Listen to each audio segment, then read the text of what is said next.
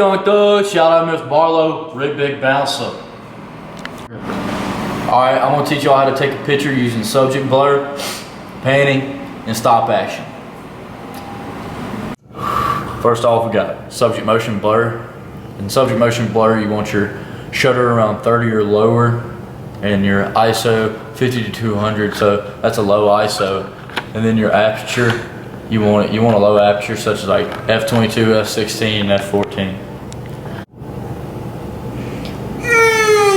All right. Secondly, we have panning. Panning, you want your shutter on 30 to 25.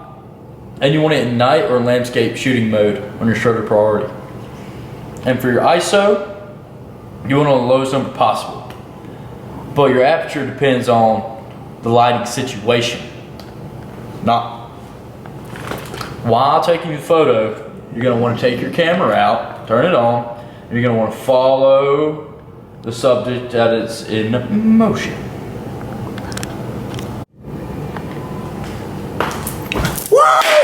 Lastly, we have stop action. Stop action, you'll want your shutter on a 60 to 1000. But for your ISO, just like subject motion blur, you want it on 50 to 200 because that's an increased speed. And for aperture, you want your aperture around 5.6.